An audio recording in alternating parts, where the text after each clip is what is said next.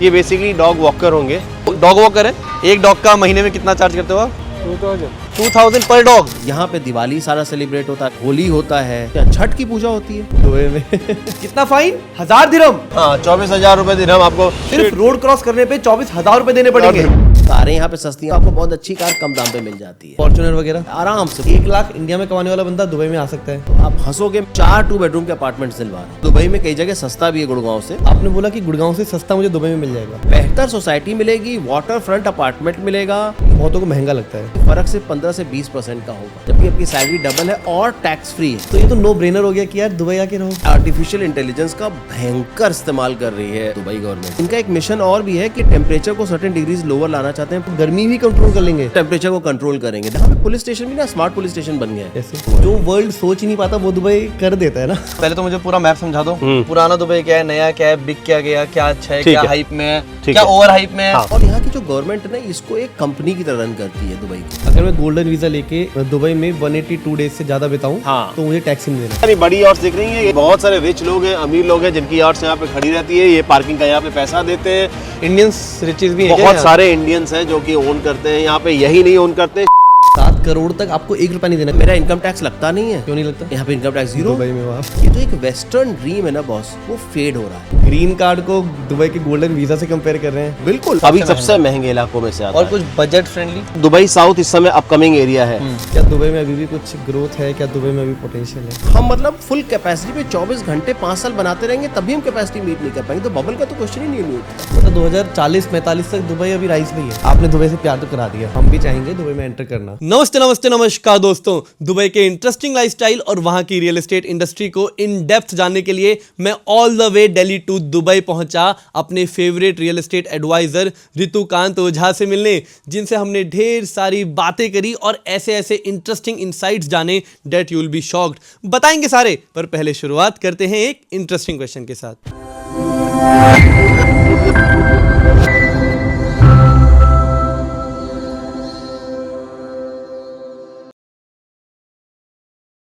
नमस्ते नमस्ते नमस्कार। नमस्कार नमस्कार, कैसे हैं? बढ़िया जी, आप कैसे हैं रितु कांत जी? बिल्कुल मैं बढ़िया। आपको रितु बुला सकता हूँ? जी जी बिल्कुल। Thank you for calling us in Dubai.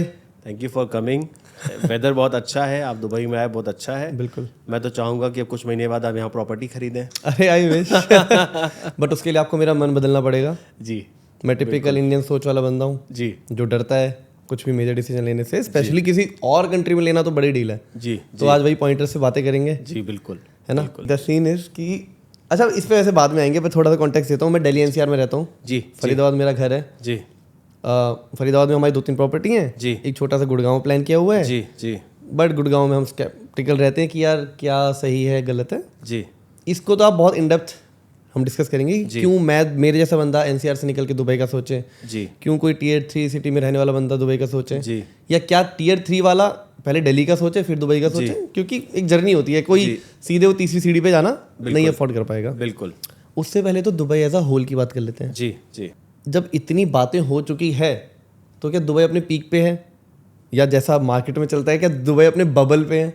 जी, क्या दुबई में अभी भी कुछ ग्रोथ है? क्या दुबई में अभी पोटेंशियल है? बहुत कम ही होता है डिस्कशंस में कि पहले ही सबसे पहले इतना बड़ा क्वेश्चन पूछा जाए। बट आई एम हैप्पी कि you are asking this question, because ये पहला क्वेश्चन है जो आजकल हम इन्वेस्टर्स हमसे पूछते हैं। मैं थोड़ा सा इसको डिटेल में जानना चाहूँगा, इफ़ यू अलाउ मी। हर 30 साल 40 साल में कोई एक बड़ा शहर इमर्ज करता है जो बड़ा ट्रेडिंग सेंटर बन जाता है, ठीक है? तो उस तरह से ही पहले लंदन था, बॉस्टन बना, बहुत सारे और यूरोपियन कंट्रीज़ के शहर थे, ठीक है? फिर बाद में हांगकांग इमर्ज किया, हांगकांग में डेवलपमेंट आई, सिंगापुर इमर्ज किया।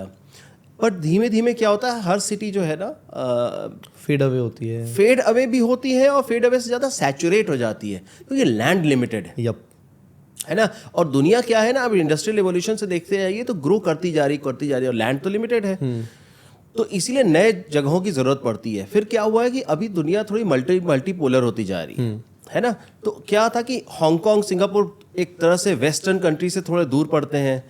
यूएस इकॉनमी पूरी तरह से मैच्योर हो चुकी है। लंदन आप देखिए तो लंदन में बहुत तरह के अब इश्यूज शुरू हो गए हैं। लंदन यूके अब अलग भी हो गया यूरोपियन यूनियन से। तो उसी लिए एक सेंट्रलाइज जगह की ज़रूरत थी। और दुबई क्या था, दुबई एक ट्रांजिट होता था बहुत पहले, अभी भी है, हाँ मिड पॉइंट बन जाता मिड था। पॉइंट बनता है। तो इन्होंने क्या किया, ये बहुत विजनरी लीडर्स हैं यहाँ, है ना, तो यहाँ पे डेमोक्रेसी वाली प्रॉब्लम्स नहीं है, करेक्ट। यहाँ पे डिसीजन मेकिंग वेरी क्विक है। तो इन्होंने क्या किया, इन्होंने इसको समझ लिया कि लॉजिस्टिक्स का बड़ा सेंटर बन सकता है, तो ये लॉजिस्टिक्स का बड़ा सेंटर बनता चला गया। इंपोर्ट एक्सपोर्ट का बहुत बड़ा बिजनेस होता है यहाँ। फिर क्या हुआ कि इन्होंने यहाँ पे ना पिछले 20 साल में बहुत ही ज़बरदस्त रियल एस्टेट की डेवलपमेंट की है, और बहुत सारी चीज़ें ऐसी हैं जो वर्ल्ड्स फर्स्ट हैं अपने आप में। इंफ्रास्ट्रक्चर वर्ल्ड क्लास है, सेफ्टी वर्ल्ड क्लास है। तो इन्होंने क्या किया ना, लाइफ के वो पैरामीटर्स को भी देखा जो सॉफ्टवेयर पैरामीटर्स होते हैं, हार्ड पैरामीटर्स जो होते हैं, इंफ्रास्ट्रक्चर हो गया, वो इन्होंने पूरा डेवलप किया, और फिर इनकी लोकेशन बहुत स्ट्रैटेजिक है और ये बहुत फास्ट डिसीजन लेते हैं। ये हुआ। दूसरी बात मैं आपसे कहूँगा कि क्या इंपॉर्टेंट है, जब दुनिया अपने दरवाजे बंद कर रही थी कोविड में, जी ठीक है, तो दुबई अपनी खिड़कियाँ खोल रहा था।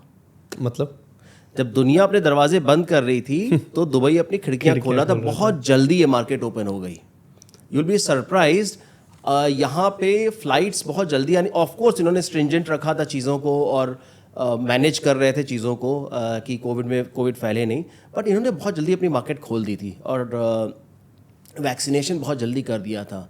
उसी वक्त इन्होंने ये सेंस कर लिया था कि कोविड के बाद जो है डिमांड बढ़ेगी, और लोग जो है अपार्टमेंट से विलाज लेना प्रेफर कर रहे थे, क्योंकि कोविड के बाद से उनको लग रहा था कि आसपास रहने से कोविड फैलेगा, और वो एग्जैक्टली वही हुआ। तो तब की जो डेवलपमेंट है ना, वो आज आप देख रहे हो सेल में कन्वर्ट होते हुए।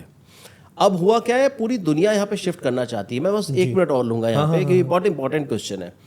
तो अब पूरी दुनिया यहाँ पे, आप यूके देख लीजिए, आप यूरोप देखिए, जो एक वेस्टर्न ड्रीम है ना बॉस, वो फेड हो रहा है। अब बच्चे जो है ना उस तरह से मोटिवेटेड नहीं है जिस तरह से आज से 20-30 साल पहले होते थे अमेरिका जाने यूके जाने में। हम शायद उसी डिस्कशन की तरफ जा रहे हैं, इसलिए मैं बस पुट ऑन कर दूं एक पॉइंट कि क्या आप ग्रीन कार्ड को दुबई के गोल्डन वीज़ा से कंपेयर कर रहे हैं?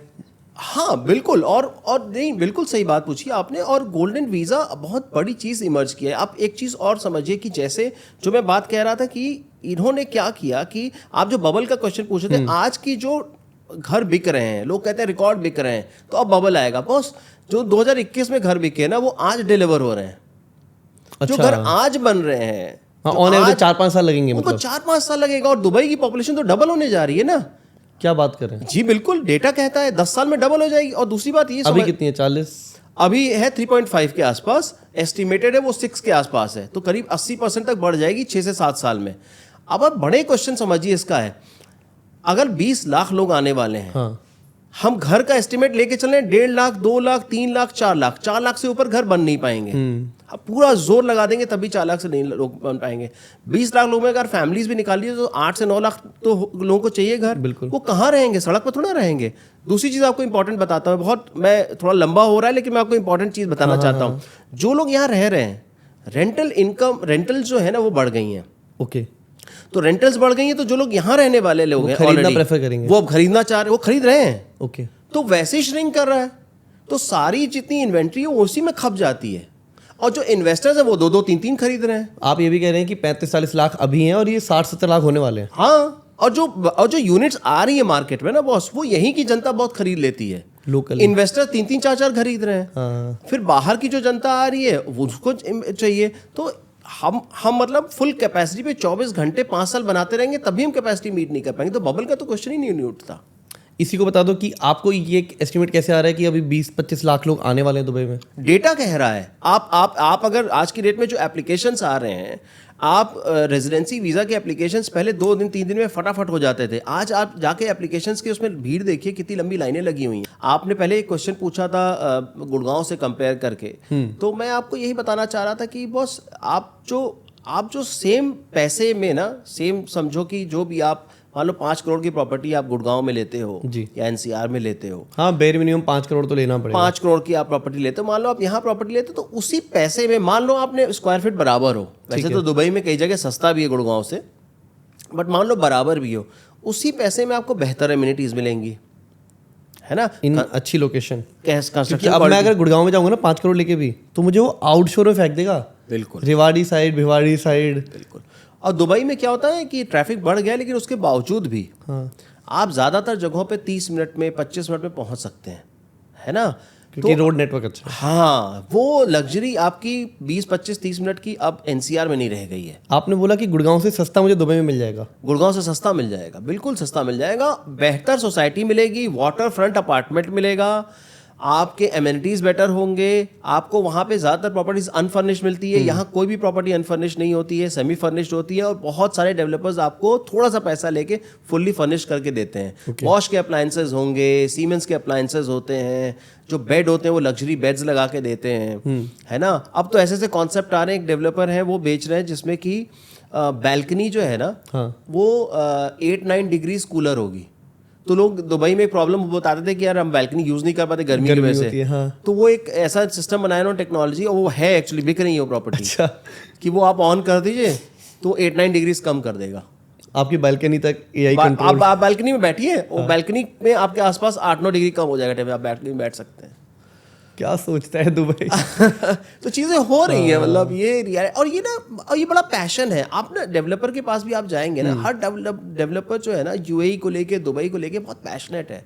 आप समझिए लैंड है डेवलप करने की, ज्यादातर कंट्रीज में लैंड खत्म हो गई। सिंगापुर में लैंड कहाँ है? नहीं, अब तो बहुत ही दूर है। हाँ, है ना। हांगकांग में आप प्राइसेस देखिए ना बॉस, हांगकांग से चौथाई प्राइसेस पे आप दुबई में खरीद सकते हो। अच्छा, है ना। आपकी अपॉर्चुनिटीज बेटर है, देखने में कंट्री बेटर है, सेफ्टी ज़्यादा है, कनेक्टिविटी कितनी अच्छी है। आप एक बात बताओ, फॉर्चुनेटली और अनफॉर्चुनेटली ज़्यादातर लोगों को या तो यूरोप ट्रैवल करना पड़ता है, अमेरिका ट्रैवल करना पड़ता है, या आपको इंडिया इधर ट्रैवल। आप बीच में बैठे हो बॉस।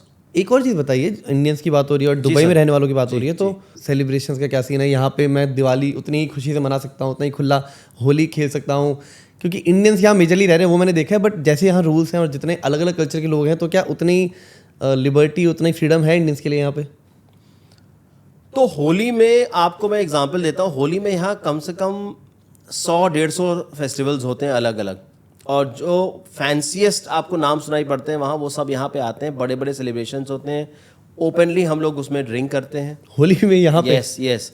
और आपको बहुत ही मज़ेदार चीज़ बताता हूँ, हम लोग एक्सपो साइट पे होली मनाने गए थे। वहाँ हमारे साथ 4-5 एमिराती अपने कंदूरा में डांस कर रहे थे, उनके कपड़ों पे भी बहुत सारा रंग लगा। तो मतलब लोकल्स भी खेलते हैं आपके साथ? अरे लोकल्स खेलते हैं।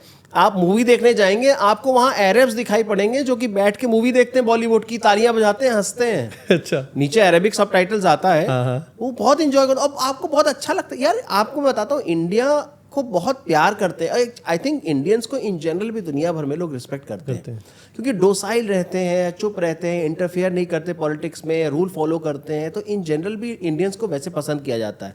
यहाँ पे दिवाली सारा सेलिब्रेट होता है। अभी दिवाली कुछ 2-3 महीने पहले पूरा सेलिब्रेट हुआ है, यहाँ भी बहुत भयंकर टाइप से हुआ था।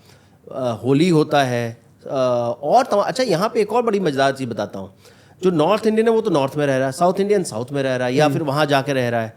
यहाँ पे क्या है, सारे स्टेट्स के लोग रह रहे हैं। तो जैसे हम अपनी बिल्डिंग में रहते हैं, तो वहाँ पे महाराष्ट्रियन भी अपना वो त्यौहार मना रहा होता है, सरदार भी अपना मना रहे होते हैं, पंजाबी भी जो होते मना रहे होते हैं। आपको सारे उड़िया जो होते बना रहे होते हैं, सारे त्यौहार आपको मनते हुए दिखाई पड़ते हैं, और इन योर फेस होते हैं। त्यौहार के मामले में तो यहाँ छठ की पूजा होती है दुबई में। मतलब can you believe this? Chhath में और हजारों आपको बिहार से लोग दिखाई पड़ेंगे जो छठ सेलिब्रेट करते हैं। रिवर शोर में जा सकते हैं? जाते हैं, करते हैं। उसके लिए थोड़ा अलग इंतजाम यहाँ किया जाता है। मैं वही आपको कहा कि गवर्नमेंट बहुत सेंसिटिव है ना। आपको बुर्ज खलीफा पे आपका वो दिवाली वाला आपको लेट हो जाता है, 15 अगस्त को इंडिपेंडेंस डे का लेट होता है। हाँ, हमने देखा है। ये लोग बहुत मतलब मैं आपको वही बताने की कोशिश कर रहा हूँ कि बहुत प्यार करते हैं यहाँ पे, जो लीडरशिप भी है ना। और इंडिया का ऑनेस्टली कंट्रीब्यूशन भी यहाँ बहुत है। यहाँ की जो डेवलपमेंट है ना, यहाँ काम करने वाले इंडियंस बहुत हैं। आप बड़े बिजनेसेस देखिए, बड़े स्कूल चलाने वाले इंडियंस हैं, वो चुपचाप अपना बिजनेस बिल्ड करते हैं, कभी आपको इंटरफेयर करते नहीं दिखेंगे जी। और जब तक आप रिसर्च ना करें, आपको पता भी नहीं चलेगा कि वो इंडियंस हैं।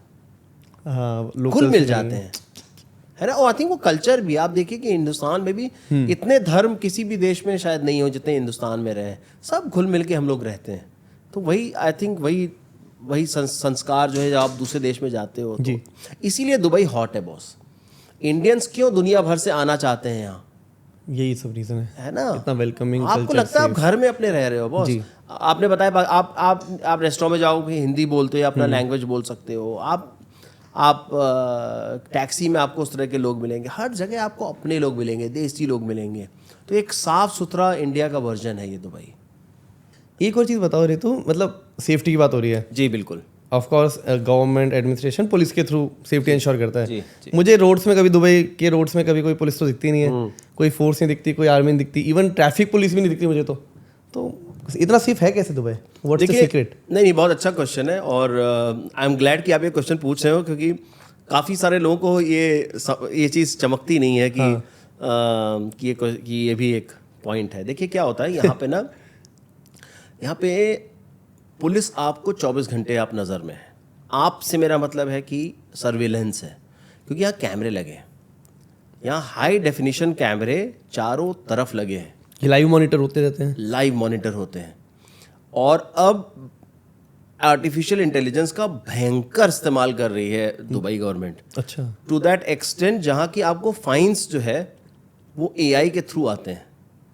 तो मतलब आपका जो व्हीकल का मूवमेंट है वो अपने आप एआई डिटरमिन कर लेता है ना। जैसे लेन क्रॉस करना, अभी जैसे मैं भी गाड़ी से आया तो फास्ट लेन यहाँ पे बनी हुई है। तो फास्ट लेन इसलिए कि आप फास्ट लेन में जाइए, ओवरटेक करिए गाड़ी को और फिर आप वापस अपने लेन में आ जाइए। लेकिन हम सब लोग आदतन कई बार फास्ट लेन में बहुत देर तक गाड़ी चलाते रहते हैं। तो अब उसका भी चलान है, अब उसका भी चलान है। अरे बाप रे। अब वो सब अब कैमरे से मॉनिटर होता तो पुलिस को वैसे देखनी। बट लेकिन एक बात और भी है, अगर आपने पुलिस को कॉल किया तो विद इन लाइक 2 मिनट्स अचानक पुलिस आती है। And I have also not been able to figure out कहाँ से आ रही है, कहाँ से आती है। बट ये यहाँ पे एक चीज अच्छी है ना, इन योर फेस ये लोग करते नहीं है। और आपने कोई क्राइम किया, I don't know where they will figure out. यहाँ पे ऐसा नहीं कि यहाँ पे क्राइम नहीं हुए हैं, मर्डर्स भी हुए हैं, रेयरली होते हैं but they figure it out. चोरियां भी हुई हैं, बहुत रेयर होती हैं बट होती है, तुरंत फिगर आउट करते हैं और पकड़ते हैं, सजा देते हैं और डिपोर्ट कर देते हैं। आपके पासपोर्ट पे ठप्पा लग जाता है, फिर आप दुबई कभी आ नहीं सकते। आपने दुबई से प्यार तो करा दिया है, वी आर लविंग इट, और हम भी चाहेंगे दुबई में एंटर करना। जी, नाउ लेट्स टॉक नंबर्स। जी बॉस, है ना, जो शायद ऑडियंस का वेट करी होगी, क्योंकि दुबई की बातें हमने इतनी सारी कर ली, बट दुबई में एंटर कैसे करें, सेटल कैसे हों, इसलिए मैं भी एक्साइटेड हो चुका हूँ। Ritu, being very practical, someone mediocre type, upper middle class या मीडियम में भी रहे, तो जो 1-1.5 लाख रुपए महीना कमा रहा है इंडिया में रह के, अभी हो सकता है एक पेरेंटल होम ओन कर रहा हो, बट चाहता है एक अच्छी जगह सेटल होना, जो अगेन सेफ हो, वो हो, ये सारे पैरामीटर्स हैं जो अगेन दुबई वहाँ पे बेस्ट लाई करेगा, या फिर कोई Tier 1 सिटी ऑफ इंडिया जिनकी अपनी प्रॉब्लम्स होंगी, मे बी मुंबई, बैंगलोर, पुणे, दिल्ली, कहीं भी जाएगा, यहाँ की अपनी प्रॉब्लम्स हैं हर जगह की। बट दुबई क्योंकि इन सब में थोड़ा अच्छा साउंड करता है, उसके लिए दुबई आना प्रैक्टिकल होगा, या क्या वो 1 लाख की इनकम लेके इंडिया से दुबई आ सकता है, कुछ इन्वेस्ट कर सकता है? सेटल होना बाद में देखते हैं, इन्वेस्टमेंट के पॉइंट ऑफ व्यू से देखें तो कि भाई यहाँ पे कुछ ले सकता है जो उसके लिए एक अच्छा इनकम सोर्स बने, कैपिटल एप्रिसिएशन हो, रेंटल इनकम हो, कुछ भी हो, कुछ प्लान्स बताओ। ऐसे पहले तो प्रैक्टिकलिटी बताओ कि क्या 1 लाख इंडिया में कमाने वाला बंदा दुबई में आ सकता है? तो मैं, बहुत ही अच्छा क्वेश्चन है और again I am very glad you asked this question. देखिए इसमें ना मैं थोड़ा सा इसमें एक बैकग्राउंड में जाना चाहूँगा। देखिए दुबई जो था ना, दुबई आज से 20 साल पहले एक स्पेकुलेटर्स मार्केट कहा जाता था। ओके। तो जो वेस्ट में जिनके पास बहुत मोटे पैसा होता था वो यहाँ पे बिल्डिंग्स ले लेते थे, फ्लोर खरीद लेते थे, फिर धीमे धीमे एंड यूज़र मार्केट होता गया। अब यहाँ पे क्या हो रहा है, चूंकि एक्सपैंड करता जा रहा है, डेजर्ट में एक्सपैंड करता जा रहा है, तो बहुत अफोर्डेबल प्रॉपर्टीज़ बनने लग गई हैं दुबई में भी। जी, और आप इंडिया क्या समझ रहे हैं, आपको इंडिया की मार्केट को अगर आप देखिए तो वो भले वो 1-2 लाख रुपए कमा ले, घर तो खरीदेगा, तो वो डिस्काउंट तो डेवलपर नहीं देगा इंडिया में नहीं है ना। लेकिन वो जो भी प्रॉपर्टी ले रहा है, अब जैसे मैं आपको एग्जांपल बताता हूँ भाई, 1-2 लाख रुपए कमाने वाला बंदा आराम से यहाँ पे 1.5 करोड़ की प्रॉपर्टी पेमेंट प्लान पे ले सकता है दुबई में। जी, कैसे? आपको पोस्ट हैंडओवर प्लान मिल जाता है, 1% का पेमेंट प्लान है यहाँ पे, तो आप करीब 20% का दीजिए, आपको सेल परचेज एग्रीमेंट जिसको SPA बोलते हैं वो आप साइन करा लीजिए डेवलपर से, फिर 1-1% आप पेमेंट करते रहिए 50% तक की। अच्छा। और उसके बाद आप 50-60% उसके बाद पोस्ट हैंडओवर में आप कर लीजिए 36 महीना 40 महीना अलग अलग प्रोजेक्ट्स के ऊपर। और जब वो तैयार हो जाता है तो आप उसको रेंट पे दे दीजिए। रेंट पे मान लीजिए आपके पास 9% या 10% या 8% का जो भी आपका रेंटल आ रहा है। 8% रेंटल यील्ड है? जी रेंटल। इंडिया में 2.5 में कैप हो जाता है, 2.5 ज़्यादा हम नहीं निकाल पाते। 2.5 में कैप हो जाता है। मैं अभी रेंटल यील्ड पे आऊँगा, अभी वो एक इंपॉर्टेंट बात है। अच्छा, वो मतलब it needs to be explain further, but मैं अभी इस पे आता हूँ। देखिए आप मान लीजिए 12% आपको 1-1% के हिसाब से आपको 12% साल भर के देने हैं, पोस्ट हैंडओवर घर की चाबी मिल गई आपको, ठीक है, और आपको 8% रेंट मिल रहा है, तो आपके जेब से 4% जा रहा है, 12 महीने 60। हाँ। तो ऐसे ही आप ओन कर लेते हो। ठीक है, तो थोड़ा यहाँ पे देखिए, मैं आपको यही बताना चाह रहा था कि होम लोन्स भी सस्ते हैं क्या यहाँ? होम लोन्स भी सस्ते हैं, और ब्रोकर का रोल देखिए यहाँ पे ना यही हो जाता है क्या कि आपको वो प्रॉपर्टी निकाल के दे जो आपके लाइफ गोल से मैच करती हो। आप फाइनेंशियल एक्सपर्ट हैं, आपके मैं पॉडकास्ट देखता हूँ बहुत, आप फाइनेंस के ऊपर बहुत सारी अच्छी बातें बताते हैं। आप शायद इस बात को समझेंगे कि फाइनेंशियल गोल से के हिसाब से इन्वेस्टमेंट करना बहुत ज़रूरी है। Correct. क्योंकि आप देखिए कि एक एरिया में दुबई में 18-20 प्रोजेक्ट्स हैं, हर प्रोजेक्ट्स में तमाम तरह के ऑप्शंस होते हैं। तो then we are looking at 700-800 types of options. अब आपके मान लीजिए जेब के हिसाब से 100 प्रोजेक्ट मान लीजिए आपके हिसाब से होते हैं, लेकिन उस 100 में शायद आपके फाइनेंशियल गोल के हिसाब से 2 ही 3 फेट बैठते हैं। मैं आपको बताता हूँ, इसका एक एग्जाम्पल देता हूँ। एक young couple, double income no kid couple है मान लीजिए इंडिया में, है ना। एक कपल हो सकता है जिसका बेटा या बेटी 11, 12, 13, 14 साल के हो, जो 18, 20 साल की उम्र में बाहर जाएंगे, पढ़ाई करेंगे। ठीक है। एक कपल ये हो सकता है जिसका बेटा यूके में, इंडिया में, यूके में कहीं में पढ़ रहा है, जिसको 3 ही साल बाद लिक्विडेट करके उसके स्टार्टअप के लिए पैसा चाहिए या बिटिया की शादी के लिए चाहिए, व्हाटएवर। अलग अलग गोल्स हैं। तो हमारे पास कॉल आते हैं, वो इसी तरह के गोल्स के आते हैं। तो मैं स्पेंड करता हूँ, कभी कभी क्लाइंट्स जो है मुझसे पूछ लेते हैं जी कि आप इतना क्वेश्चन क्यों पूछ रहे हो, और ब्रोकर तो नहीं पूछते। हाँ। मैं कहा आपको नहीं पूछूंगा तो आपके लाइफ गोल के हिसाब से प्रॉपर्टी दूंगा कैसे। तो आपके लिए बहुत जरूरी, अगर कोई पॉडकास्ट सुन रहा हो, किसी भी ब्रोकर को हायर करें। मैं नहीं कहता कि अगर उनको दुबई लेना तो मुझे को करें, किसी ब्रोकर, ये बहुत जरूरी कि अपने लाइफ गोल के हिसाब से इन्वेस्टमेंट करें, पहली बात। दूसरी बात है, 1 से 2 लाख की इनकम में आप कर सकते हैं। जितनी आपके हाथ में इनकम कम होगी, ऑफकोर्स उतना आपको थोड़ा स्ट्रेस पड़ेगा लेने में, बट इवेंचुअली क्या होगा कि आपकी दुबई में एक प्रॉपर्टी हो जाएगी, है ना। उसके बेनिफिट हैं कुछ?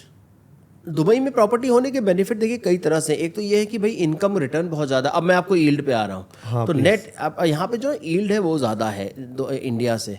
और देखिए एक बहुत इंपॉर्टेंट बात समझने वाली है बॉस, कि कॉफ़ी अच्छी थी बाय द वे। बहुत बढ़िया कॉफ़ी थी। एक बहुत इंपॉर्टेंट बात है भानु, की जो इंडिया में करेंसी है, हाँ, वो हर साल 3 से 4% डिक्लाइन हो रही है। Again pain. यहाँ की जो करेंसी है वो है एईडी दिरहम।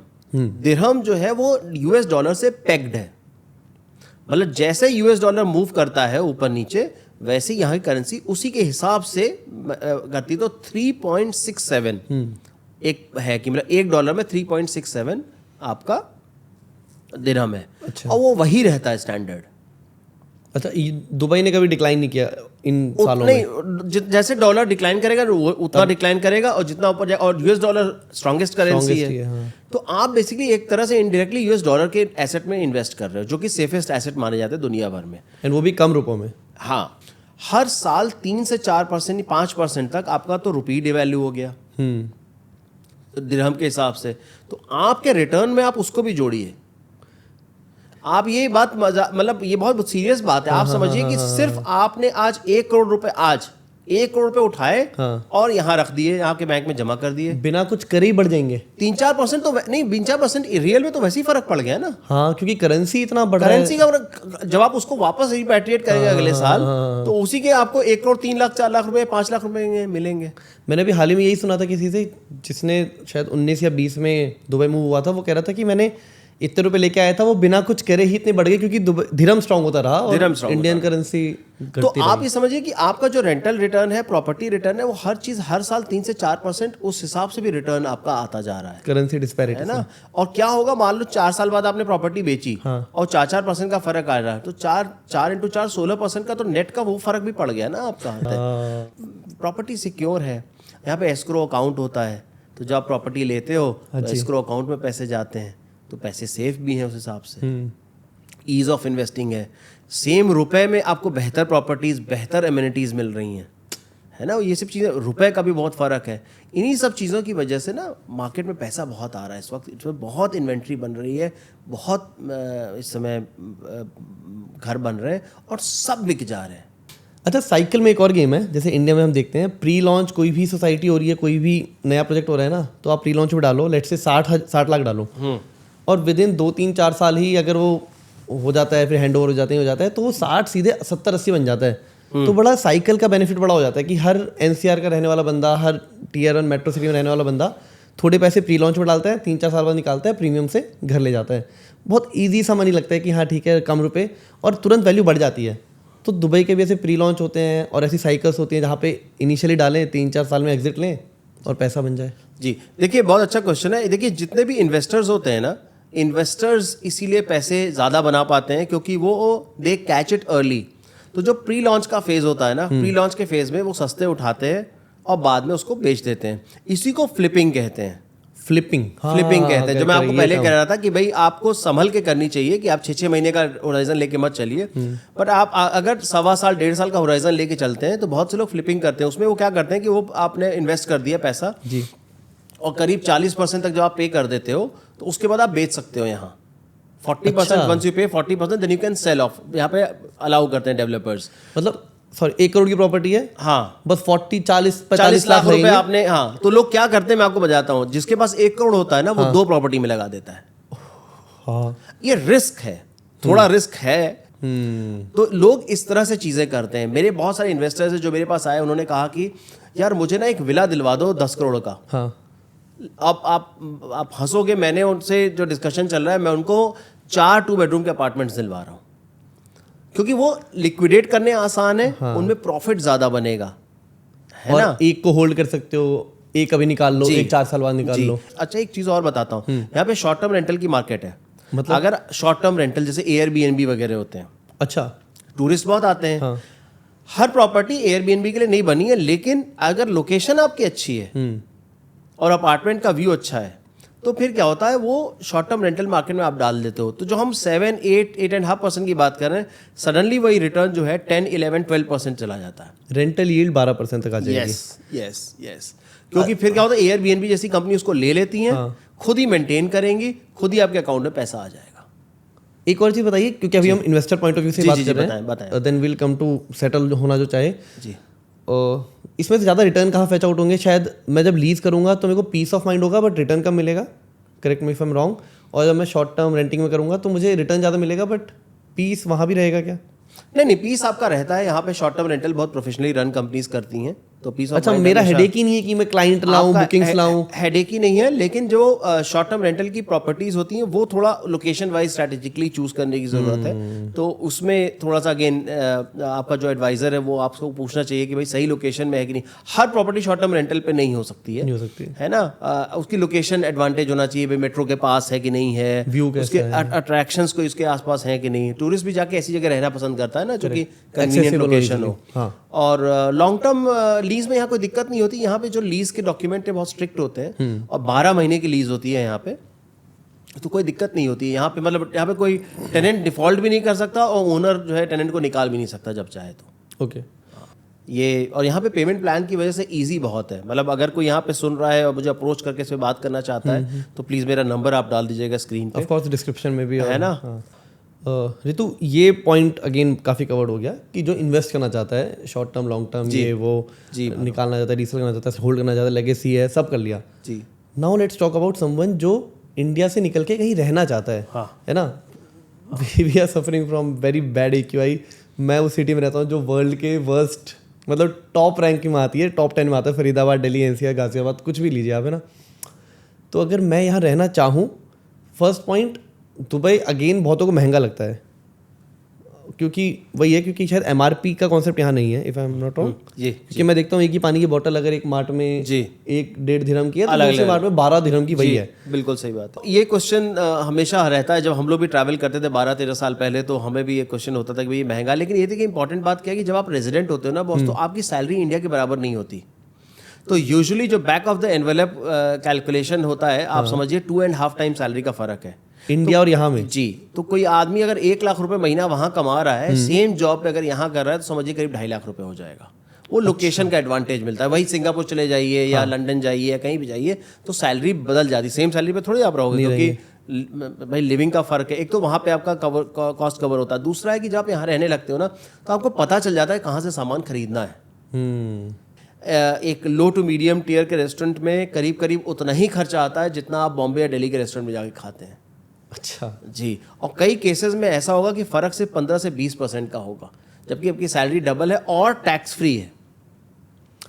अगर इन सबको समअप करें, मैं इंडिया में 1 लाख कमा रहा हूँ, यहाँ पे 2.5 लाख कमा रहा हूँ, यहाँ पे जो प्राइसेस है वही इंडिया में है, तो ये तो नो ब्रेनर हो गया कि यार दुबई आके रहो। नहीं, बिल्कुल सही बात है, और इसीलिए बहुत सारे लोग आ रहे हैं। मैं आपको बताऊं कि इतने एप्लीकेशंस आते हैं गोल्डन वीज़ा के, इतने क्वेरीज मेरे पास खुद के लिए भी आ रही हैं। मैं इस तरह से आपको फॉर्मल में इसलिए बैठा हूं, मैं पॉडकास्ट में मैं सोचा था मैं टी शर्ट और जीन्स डाल के आऊँगा, लेकिन इसलिए आया हूँ कि जस्ट पहले मेरा एक क्लाइंट के साथ बहुत लंबा कॉल चला। उनको अपनी फैमिली को शिफ्ट करना है, बेटे को। उनका बेटा अमेरिका में रहता है लेकिन वो इन्जॉय नहीं कर रहा है, तो अब यहाँ आना चाहता है। इसके बाद दिन में भी मेरी एक मीटिंग है, उनका एग्जैक्टली है कि हम यहाँ पे शिफ्ट होना चाहते हैं, इंडिया से शिफ्ट होना चाहते हैं। वो एक मिडिल क्लास फैमिली है बट वो यहाँ शिफ्ट होना चाहती है। वो भी एक्चुअली पोल्यूशन से ही परेशान, उनको ब्रीदिंग इश्यूज हैं। तो बात तो सही है, और लोग आ रहे हैं, लोग रह रहे हैं। और दुबई में भी बहुत सारे एरियाज ऐसे हैं जो कि बहुत अफोर्डेबल है बॉस। इस पे बात करें? हाँ बोलिए। मैं शिफ्ट होना चाहता हूँ दुबई। हाँ, कितना बेयर मिनिमम मेरे पे कैपिटल होना चाहिए? अगर मैं अपफ्रंट देखूं, सैलरी वाली छोड़ देते हैं, इन्वेस्ट करने की बात नहीं कर रहे। मान लीजिए मेरे पे आज 60 लाख है, आप यस नो बोलना पहले तो। 60 लाख है, क्या मैं दुबई शिफ्ट हो सकता हूँ? 60 लाख? हाँ बिल्कुल। 60 लाख में हो जाऊंगा? हाँ, मैं तो शुरू ही 60 से किया था, फिर तो ठीक है। मतलब 1 करोड़ 2 करोड़ में तो मैं अच्छा खासा सेटल हो जाऊंगा, अच्छी जगह पे रह लूंगा शायद। 60 लाख में भी मैं इंडिया छोड़ के दुबई आ सकता हूँ? हाँ, नहीं, 60 लाख में आप एक प्रॉपर्टी ले सकते हैं रेडी, जिसपे कि आपको लोन लेना पड़ेगा टू सर्टेन एक्सटेंट। और 1 करोड़ में आपको बहुत अच्छी प्रॉपर्टी नहीं मिलेगी, लेकिन इतनी प्रॉपर्टी मिल जाएगी आपको कि आप रिस्पेक्टफुली उसमें रह सकते हैं एक अच्छे स्टूडियो में। जैसे जैसे आप थोड़ा थोड़ा बढ़ाते जाएंगे, जैसे आप 1.5 करोड़ के आसपास पहुंच गए, तो आपको एक अच्छा स्टूडियो अच्छी लोकेशन में मिल जाएगा। नंबर 1। नंबर 2, कारें यहाँ पे सस्ती हैं, आप सेकेंड हैंड कार लेके रह सकते हैं। अच्छा, कार लेना यहाँ बड़ी डील नहीं है? जी नहीं, बड़ी डील नहीं है। फॉर्च्यूनर वगैरह आराम से, बहुत बहुत आराम से मिल जाती है, इंडिया से सस्ती मिलती है। और यहाँ पे यूज्ड कार का बहुत बड़ा मार्केट, चूंकि रोड यहाँ अच्छी है तो यूज्ड कार बिल्कुल नए जैसी ही होती है। और चूंकि लोगों के पास पैसा है, बहुत सारे रिच लोग रहते हैं, तो कारों को चेंज करते हैं, तो आपको बहुत अच्छी कार कम दाम पे मिल जाती है। और दूसरी बात है कि चूंकि आप यहाँ रह रहे होंगे तो आप लोन भी ले पाएंगे ना। और लोन का परसेंटेज यहाँ पे 3.98 3.99% है। Home loan? जी, 3.98 3.99। तो ये बेनिफिट भी कोई कंसीडर नहीं करता, क्योंकि हम तो वहाँ पे 9, 8, 10% दे रहे हैं। बिल्कुल सही बात है। और ये आप होम लोन बहुत सस्ता है, कन्वीनियंट है होम लोन लेना। बल्कि पर्सनल लोन भी आपको कई बार 6%, 5%, 6%, 7% मिल जाता है। जी, आप अगर क्रेडिट कार्ड होल्ड करते हैं तो आपको कई बार इंटरेस्ट फ्री लोन्स मिल जाते हैं, कई लाख रुपए के। जो साल भर के, जिसमें आपको कोई इंटरेस्ट ही नहीं दे रहे हैं, बस वो आपके अकाउंट से कटता जा रहा है ना। हालांकि वो क्रेडिट कार्ड कंपनी वेट करती है कब आप डिफॉल्ट करो ताकि वो काट लें, पर अगर आप डिसिप्लिन्ड है तो आपको वो मिल जाता है। और बहुत से लोग पर्सनल लोन लेके भी इन्वेस्ट करने की कोशिश करते हैं। तो मेरे ख्याल से बहुत ईजी है रहना।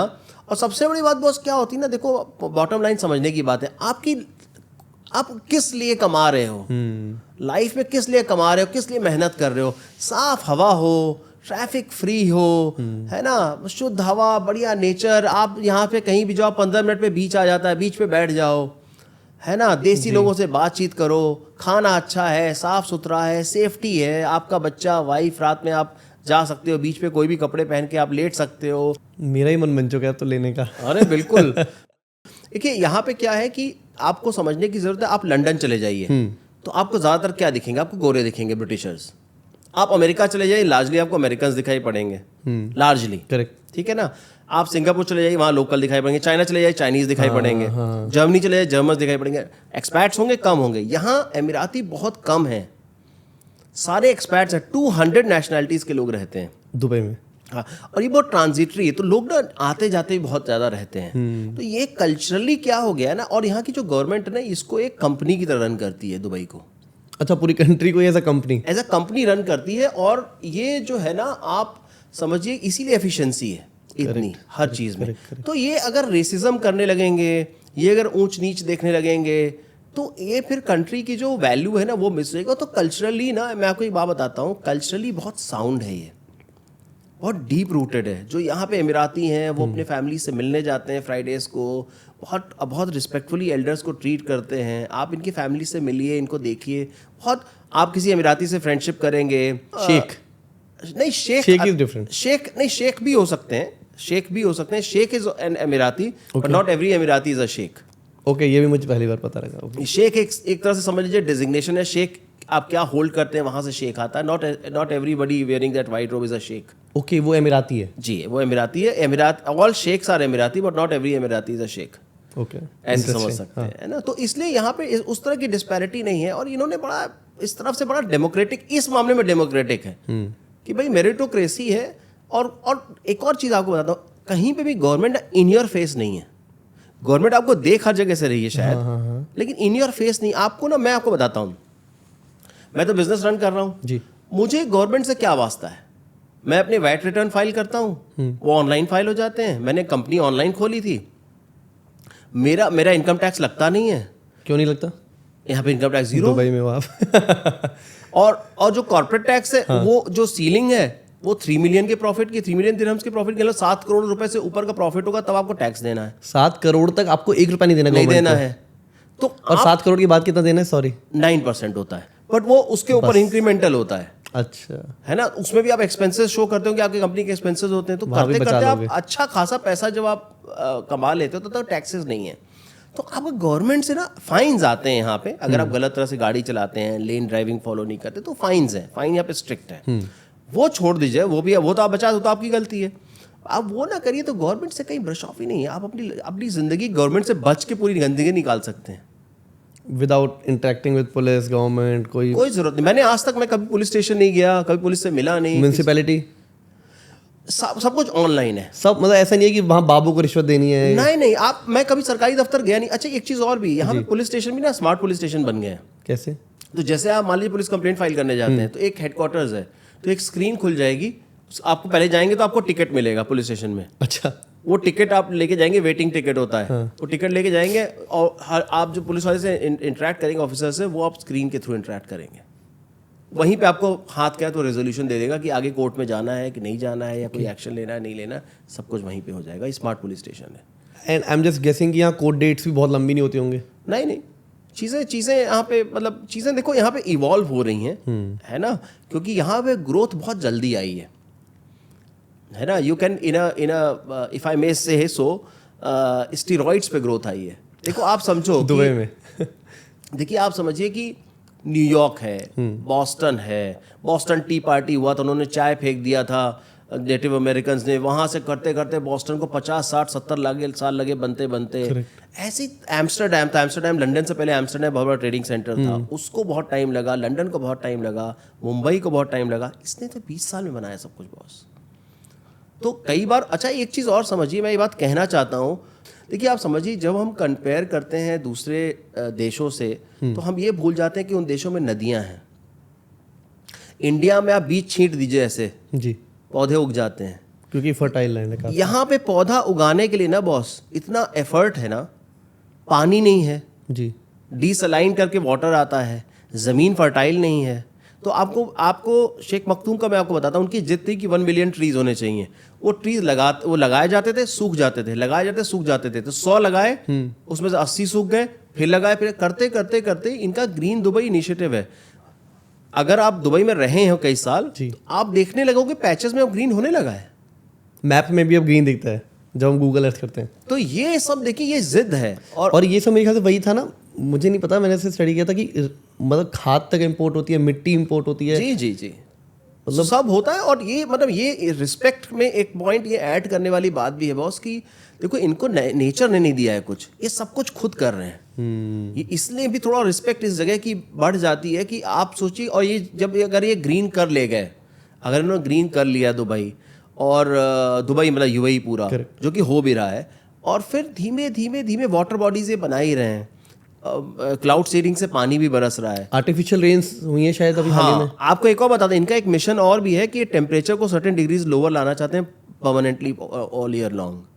दे आर वर्किंग ऑन इट। मतलब यहाँ पे गर्मी बहुत होती है दुबई में, तो गर्मी भी कंट्रोल करेंगे, सर्टेन टेम्परेचर को कंट्रोल करेंगे। They are working on that agenda.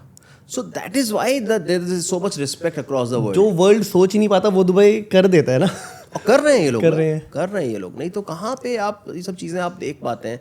Infrastructure development आपको मैं लेके जाऊंगा, आप रोड्स देखिए, हाईवेज देखिए, मतलब नॉन स्टॉप काम हो रहा है। आई गेस एक हाईवे पूरा यूएई को ही कनेक्ट कर देता है दुबई से। एमिरेट्स रोड है, एक एमिरेट्स रोड है ना, एमिरेट्स रोड है। और एक और चीज़ है जो कि बहुत रिस्पेक्ट जिसकी वजह से मुझे मेरे दिमाग में रहती है। देखिए 7 एमिरेट हैं, 7 एमिरेट अलग अलग तरह से हैं। जैसे शारजाह आप जाएंगे, शारजाह कल्चरली बहुत साउंड है। रस अल खैमा एक बहुत ही स्लीपी टाइप का एमिरेट होता था, लोग हॉलीडे वगैरह के लिए कभी कभी जाते थे। रस अल खैमा कसिनो आ रहा है, अच्छा, है ना। अब वो कसिनो की वजह से वो एरिया इतना डेवलप हो रहा है, इतना डेवलप हो रहा है, मैं बता नहीं सकता हूँ कि वहाँ पे प्रॉपर्टीज 4 टाइम्स 5 टाइम्स महंगी हो रही हैं। अच्छा, ये तो बहुत आउटशोर है दुबई से। हाँ, लेकिन हो रहा है, वो एक अलग एमिरेट है। अबू धाबी बड़ा भाई की तरह है जो 85% ओन करता है, वो स्टेबल है। वहाँ पे अभी सडनली आप देखेंगे तो सी फ्रंट प्रॉपर्टीज बन रही हैं, जॉ ड्रॉपिंग प्रॉपर्टीज हैं। लोग कहते हैं कि उस तरह का सी फ्रंट दुनिया में बहुत कम है, और वो पूरा जो सी लाइफ होती है, इकोसिस्टम होता है, उसको प्रोटेक्ट कर रहे हैं, कोरल रीफ को प्रोटेक्ट कर रहे हैं। तो वो मतलब ज़बरदस्त डेवलपमेंट हो रही है। इस तरह से हर एमिरेट आप देखेंगे अलग अलग तरह से, वो कल्चरली बहुत अपने तरह से अलग भी है, और लेकिन सब सातों एमिरेट साथ में काम करते हैं। सबके लोकल लॉज अलग हैं, बट ऊपर जो फेडरल लॉ है वो उसके ऊपर बैठा रहता है, पर सबके लोकल लॉज अलग हैं, फाइन्स अलग हैं, वो सब चीज़ें अलग हैं। तो वो जो ब्यूटीफुली इन्होंने पूरा सिस्टम बनाया है ना, वो बहुत अच्छा है एक तरह से। एक छोटा सा क्वेश्चन कि मतलब ऐसा नहीं है कि जो ये रियल एस्टेट ग्रोथ हो रही है या जो भी हम फ्यूचर देखे ब्राइट सा है जी, वो सिर्फ दुबई तक लिमिटेड है, वो पूरा यूएई तक फैल रहा है मतलब? हाँ, देखिए क्या हुआ है कि दुबई ने ना एक मॉडल सेट कर दिया है।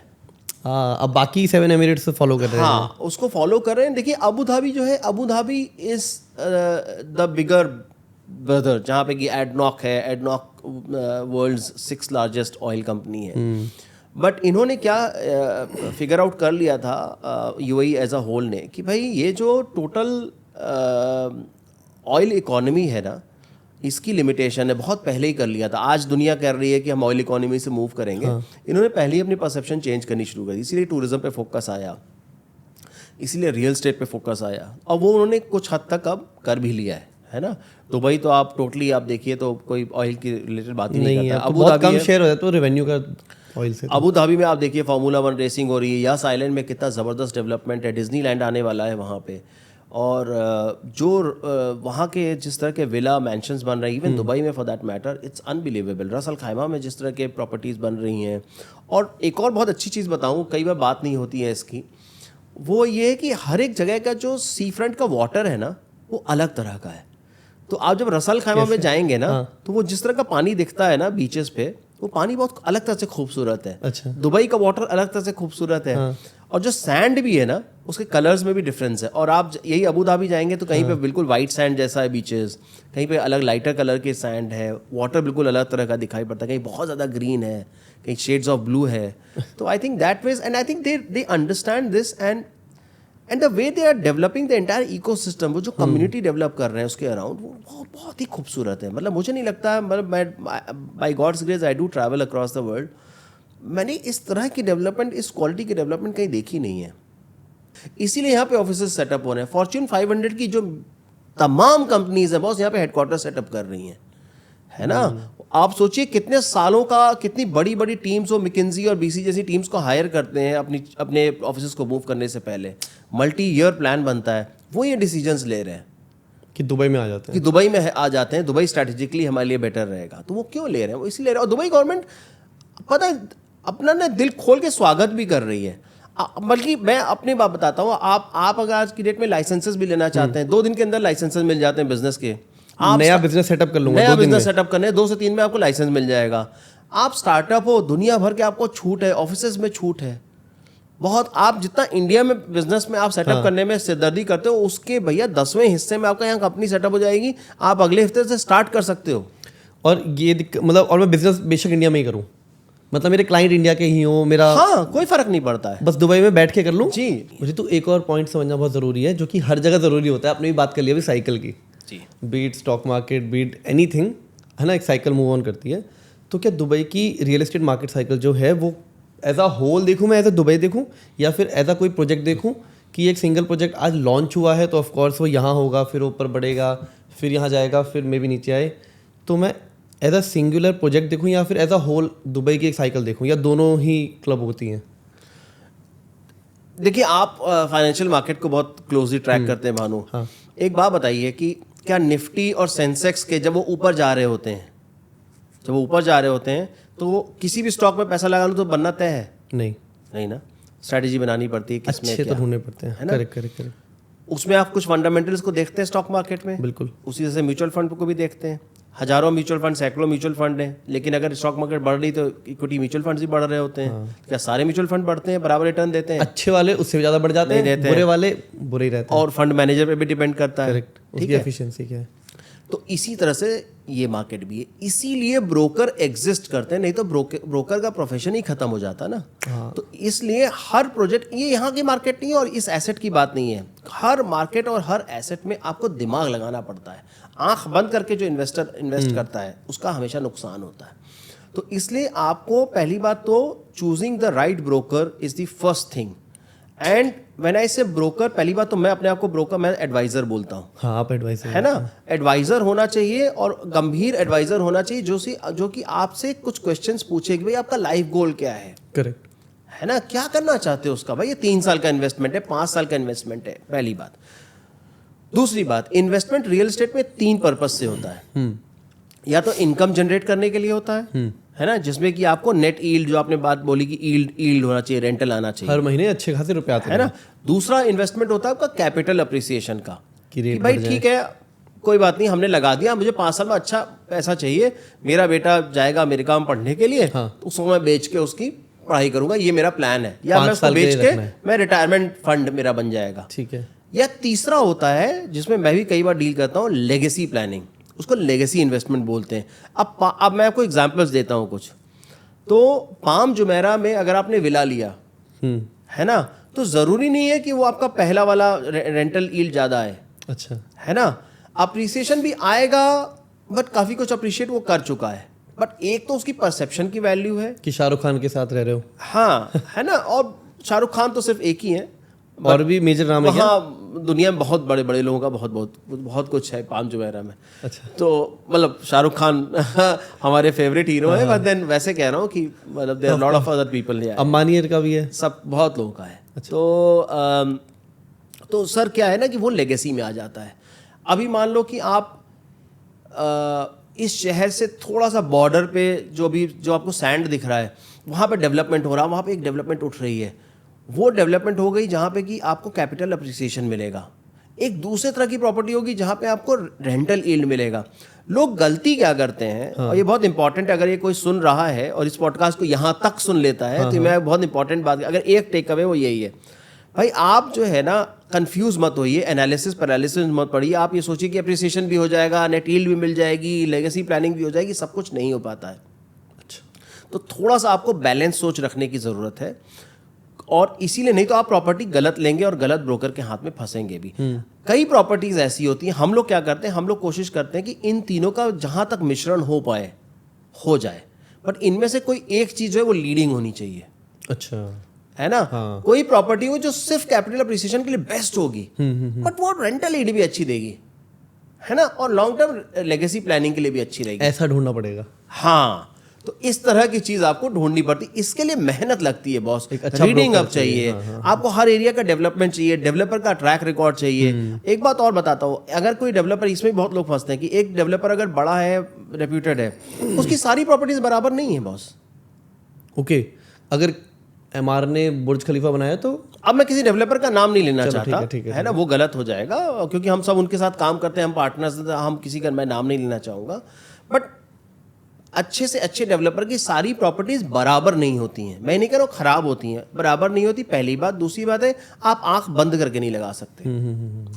तो और इसीलिए मैं बाबा कहता हूँ कि ब्रोकर का रोल बहुत ज़्यादा इंपॉर्टेंट है, क्योंकि आप 10, 15, 20 डेटा पॉइंट देख रहे हो, है ना, वो 200 डेटा पॉइंट देख रहा है, वो सुबह शाम उसको इवेल्युएट कर रहा है, वो उस प्लॉट के आसपास की डेवलपमेंट को देख रहा है, उसकी अप्रोच को देख रहा है। अब आपने एक प्रॉपर्टी देख ली, आपने दूर से डिस्टेंस देखा, हाँ यार ये तो बहुत पास है, पता चला उसमें एक बहुत बड़ा यूटर्न लेके आना है, वो रोड है। ये भी छोटी छोटी चीजें हैं बॉस, है ना, ऑब्जर्वेशन है। अब आपने कहा कि यार ये तो बड़ा ही शानदार, बड़ा सुंदर है, ये फर्निश बना के दे रहा है। आपने जाके उसको, आपने ये बोला ही नहीं कि यार अपार्टमेंट में जो फर्नीचर लगा रहा है वो बिल्कुल घटिया क्वालिटी का है।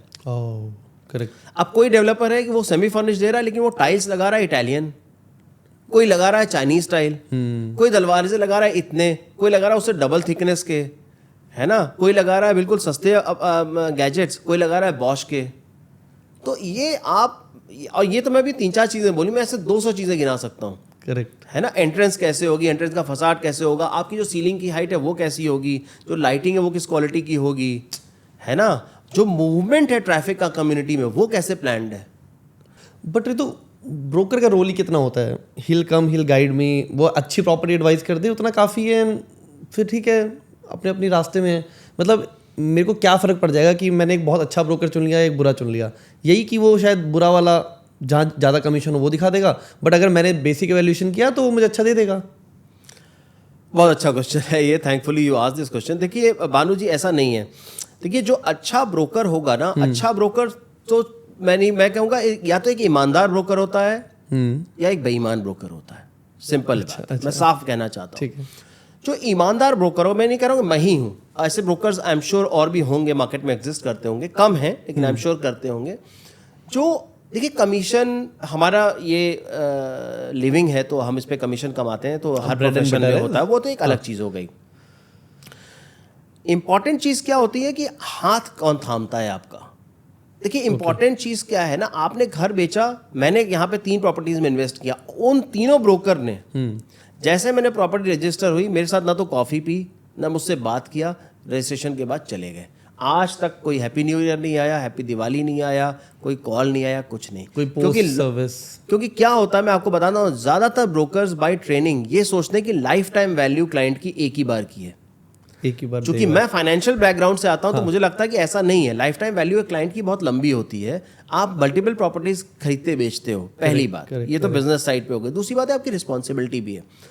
जब एक क्लाइंट ओवरसीज से इन्वेस्ट करता है ना तो बहुत भरोसे के साथ करता है, उसको पता नहीं, वो डरता है कि यार दुबई में लगा रहे हैं, किस कोई डेवलपर भाग गया तो क्या होगा, पैसे लेके भाग गया तो क्या होगा, प्रॉपर्टी बनी ही नहीं तो क्या होगा, प्रोजेक्ट स्टक हो गया तो क्या होगा। तो एक ब्रोकर जो है, अच्छा ब्रोकर ना, इमोशनली भी मैनेज करता है क्लाइंट को। अभी मैं एक क्लाइंट को हेल्प कर रहा हूँ गोल्डन वीजा में। अच्छा, मेरा काम नहीं है, बट उस डॉक्यूमेंटेशन में, अप्लाई करने में, कनेक्शंस में है ना, कैसे करना है, कहाँ करना है, वो बहुत परेशान थे इस चीज़ को लेके। मैं उसको पूरा हेल्प कर रहा हूँ।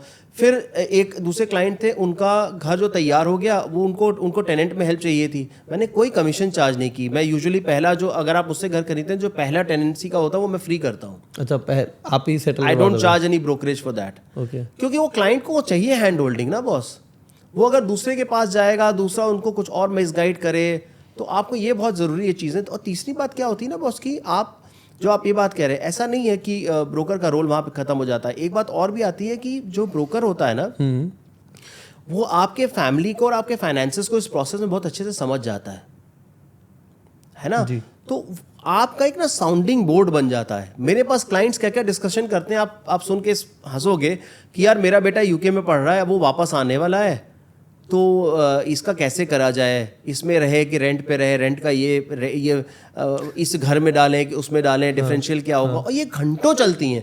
मतलब जितना टाइम मैंने उसको घर सेल करने में लगा, उससे कई घंटे में तो मैं उनकी प्रॉब्लम सॉल्व करने में लग जाता उनकी है पर्सनल। क्योंकि you need that kind of sounding board. अगर मैं उनकी जगह होऊंगा ना तो मैं भी ये करूँगा। तो ये भी एक सर्विस का पार्ट होता है, नहीं तो वो किसके पास जाएगा बॉस, है ना। और फिर पैसे का भी थोड़ा मैनेजमेंट होता है कि सही तरीके, सही चैनल से आप कैसे पैसा मूव करोगे। यहाँ पे गवर्नमेंट का वो होता है, LRS से चीज़ें मूव करना। आज एक क्लाइंट के साथ बात होनी है, वो बड़े इन्वेस्टर हैं लेकिन उनको बड़ा कन्फ्यूजन है, इंडिया से पैसे यहाँ लाना आसान नहीं है। तो कैसे लीगल चैनल्स के थ्रू, बैंकिंग का क्या, RBI के क्या फ्रेश रेगुलेशंस है। आसान है या नहीं है? बहुत आसान है। अच्छा, वही है कि हाँ फाइनेंशियली साउंड होगे तो आप समझ जाओगे। LRS में $250,000 का आपको अलाउ रहता है एक आदमी को। हस्बैंड वाइफ हो तो 250,000 आप डॉलर्स आप ला सकते हो। 2 करोड़ अलाउड, इतना ज़्यादा लिमिट? हाँ, 2 करोड़। और मैं तो और लोगों को ये सजेस्ट करता हूँ कि भाई अभी जैसे हमारे एक बायर है, उनको मैंने बोला आप मार्च आ रहा है, मार्च में या फरवरी में आप ट्रांसफर कर लो 2 करोड़ 4 करोड़ हो गया, फिर 31 को खत्म, 1 अप्रैल को फिर कर लो 4 करोड़, 8 करोड़ आपके आ गए यहाँ पे without any extra charge. Legal channel. आजकल क्या हो गया है कि एक ना 20% का वो TCS उस पर लगने लगा है, 20% का। बट वो एक तरह से आप मान के, उससे बहुत से लोग परेशान हो जाते हैं कि यार ये तो 20% गवर्नमेंट काट रही है, बट वो सिर्फ उतने टाइम के लिए होता है। वो आप जैसे रिफंड के लिए अप्लाई करते हो, वो रिफंड होकर आपके अकाउंट में आ जाता है। अच्छा, ऐसा समझिए कुछ महीने के लिए गवर्नमेंट के पास है, जैसे हमारा टैक्स सिस्टम है, वो भी रिफंड होता है ITR के बाद। तो गवर्नमेंट बेसिकली ये चाहती है थोड़े से बैरियर्स क्रिएट करना ताकि कंट्री से पैसा बाहर ना जाए, तो उसके लिए किया गया है। बट वो बड़ी रिफाइंड प्रोसेस है। हमारे क्लाइंट्स, हर क्लाइंट एक बार पूछता है, उसको समझाते हैं तो बहुत कूल डाउन हो जाता है। कोई सिंपल प्रोसेस है। आपका क्या रुझान रहा, आप कैसे दुबई आए, आपकी क्या बैकग्राउंड स्टोरी है, what made you to get settled over here and इस लाइन में आना, आपने कोई लूपहोल देखे थे इंडस्ट्री में? तो भानु मेरी थोड़ी सी जर्नी डिफरेंट एरियाज में रही है। मैं नेशनल डिफेंस एकेडमी में भी 3 साल रहा, फिर then I moved out, I couldn't pass out, but then उसके बाद मैं जर्नलिस्ट रहा, मैं ब्लूमबर्ग, CNBC में, very fortunate to work in some of the finest news rooms in the world. Nice. Then I ran marketing and PR firm for few years, और उसके बाद मैंने एक किताब लिखी, फिर मैं real conversations in digital age, उसके बाद मैं स्पीकर बन गया। फिर इन सारे दौरान रियल एस्टेट में मेरी इंटरेस्ट, रुझान बढ़ता रहा, और ऐसा बहुत बार हुआ कि मैंने लोगों को सलाह दी और वो कई साल बाद वापस आके उन्होंने बोला कि आपने बताया था और बहुत फ़ायदा हुआ।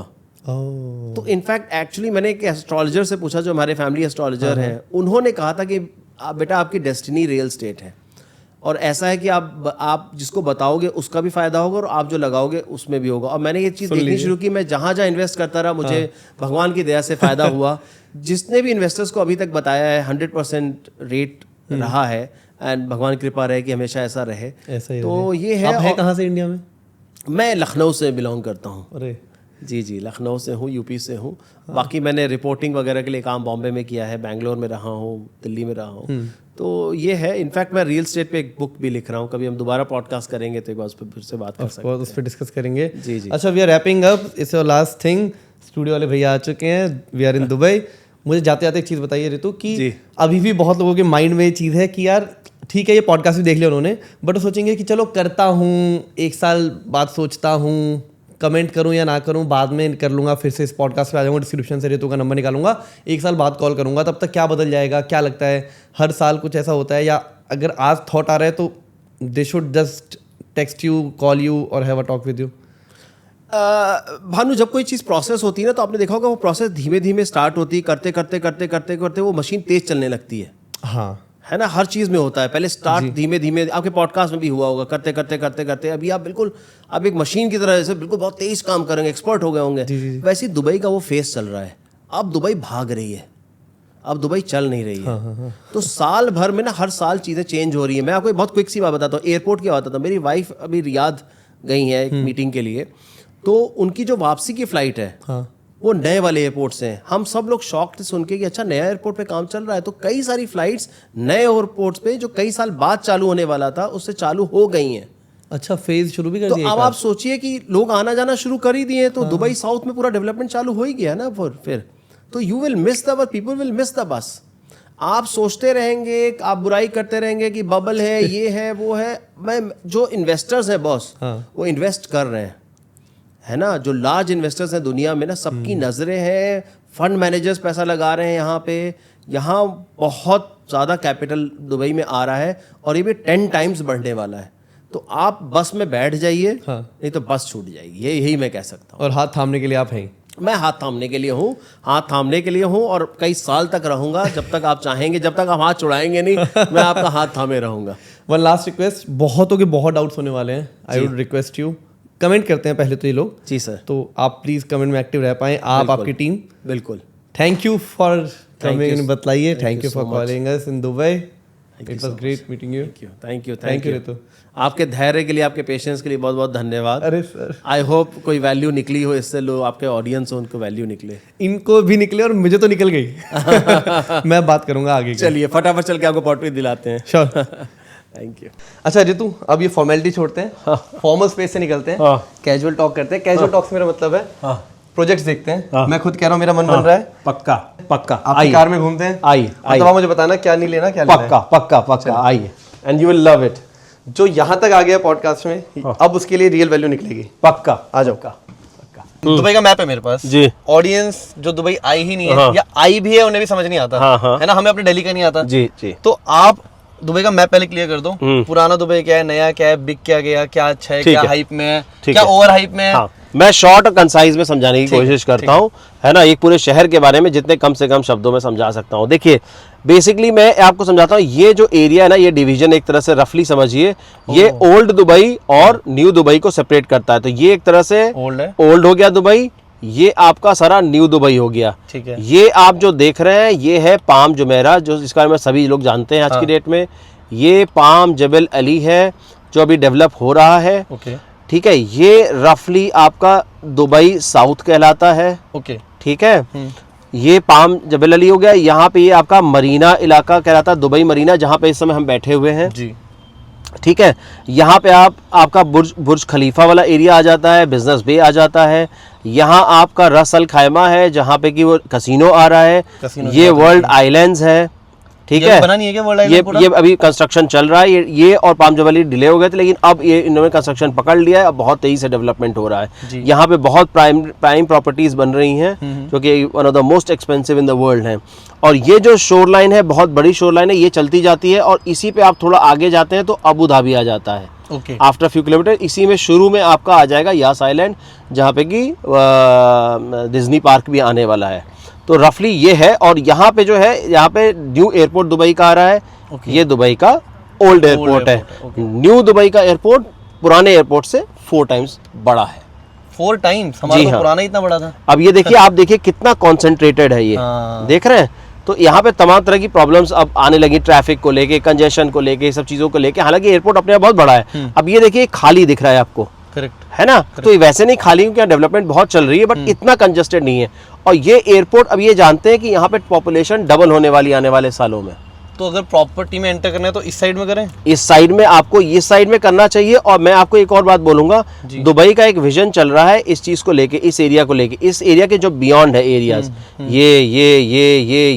ये सारे एरियाज अभी आने वाले टाइम में ऐसे ही एरिया में डेवलप हो जाएंगे। तो अब मैं आपको बहुत इंटरेस्टिंग चीज बताऊं, काफी सारे क्लाइंट जो हैं, लोग इन्वेस्टर्स अब डाउनटाउन में इंटरेस्ट नहीं ले रहे हैं। Downtown you mean old Dubai? हाँ, ओल्ड दुबई, इन सब एरियाज में इंटरेस्ट नहीं लेते हैं, है ना? क्योंकि ये अप्रिशिएट कर चुका है। अब लोग कहते हैं यहाँ पे सैंड है, लेकिन सैंड तो यहाँ पे भी सब था ना। हाँ, एक टाइम पे तो सैंड ही था, है ना? दुबई में डेवलपमेंट होती है 3 साल 4 साल में सब चीजें खड़ी हो जाती हैं, है ना? तो ये टाइम है लगाने का। कुछ चीजें बताना। पूछिए। नया एयरपोर्ट? हाँ, नया एयरपोर्ट। सॉरी, ये पुराना एयरपोर्ट? सॉरी, ये पुराना एयरपोर्ट, ये नया एयरपोर्ट। बुर्ज खलीफा, दुबई फ्रेम समझ लीजिए रफली यहाँ पे है। ओके। और ये ओल्ड सूक, मीना बाजार, ये सब यहाँ पे आपको मिलेंगे। ये सारे एरियाज में, ये सब में एरियाज में कॉन्सेंट्रेटेड है। अच्छा, है ना? तो बेसिकली डाउनटाउन के सब पास में ही है, क्योंकि ये पुराना एरिया, यहीं पे मिनिस्ट्रीज हैं आपके, है ना? ये सारा यहाँ पे आपके सारे प्राइम एरियाज, पुराने लोगों के बंगलोज हैं। तो ये सारा जैसे पुराने शहर के वो होती है ना बसावट, वैसे सब यहाँ पे ही है ना? हम एक प्रोजेक्ट की बात कर रहे थे जिससे आपने मेरे को बात भी कराई थी। वो प्रोजेक्ट कहाँ पे है? यहाँ कहीं है? हाँ, मैंने विंसिटोर से आपसे बात कराई थी। वो अरजान के इलाके में आता है। अरजान रफली कहीं यहाँ पे आता है। अच्छा, मैं मेन सिटी में ही हूँ, अगर हम लेते हैं तो हम? बिल्कुल आप सब मेन सिटी में। और जितनी भी चीजें, और मैं आपको बता दूं, एक डमैक हिल्स 2 का प्रोजेक्ट आया था बहुत पहले। तो लोग कहते थे वो कहीं यहाँ पे था। तो कहा यार वो तो बहुत दूर है, बहुत दूर है। मैं आपको एक बात बताता हूँ, वो यहाँ से यहाँ तक अगर देखें तो सिर्फ 40 मिनट्स की दूरी पे है ना? अब लोग कहते हैं बहुत दूर। अब वो इतनी प्लेजेंट राइड है आपकी, कहीं आपको बहुत ज्यादा ट्रैफिक नहीं मिलता मेजर, ये वो, तो वो बहुत दूर है। तो अब ऐसी ना तमाम प्रोजेक्ट जो है अब यहाँ पे इस एरिया में डेवलप हो रहे हैं। तो अगर कोई इन्वेस्टर सुन रहा है तो नए एरिया में लीजिए। आप सैंड मत देखिए, यहाँ पे कुछ नहीं है। वहाँ पे शहर और वो बनते हुए पता नहीं चलेगा कितने दिन में बन जाएंगे, 3 से 4 साल में। थे कि दुबई रोड इंफ्रा पे कितना काम कर रहे हैं ताकि 20 मिनट कनेक्टिविटी, वो क्या है? तो ये ऐसा प्लान कर रहे हैं कि किसी भी, मान लो यहाँ से यहाँ आपको आना है, जिसमें मान लो अभी 1.5 घंटे लगते हो, तो ये प्लान कर रहे हैं कि 20 मिनट सिटी बन जाएगा Dubai. 20 minute city? 20 minute city. तो हाईवे का सिस्टम ऐसा होगा कि कई ऐसी जगह होंगी जो कि नो रेड लाइट जोन होंगे। एक बार आप चढ़ गए, सीधे से आप हाईवे में 20 मिनट पहुंच जाएंगे। मैं यहाँ पे चढ़ता हूँ तो यहाँ पे उतर जाऊंगा 20 मिनट में? जी हाँ, अभी इन सब चीजों पे काम चल रहा है। बहुत बड़ा डेयर नहीं ले लिया? जी, आप डेयर ले लिया। अब दुबई ने डेयर पे ही काम किया। दुबई तो आप समझिए सैंड पे बनी हुई पूरी सिटी है, तो डेयर पे ही बनी है। पाम जुमेरा इन्होंने बना दिया, सैटेलाइट से दिखाई पड़ता है।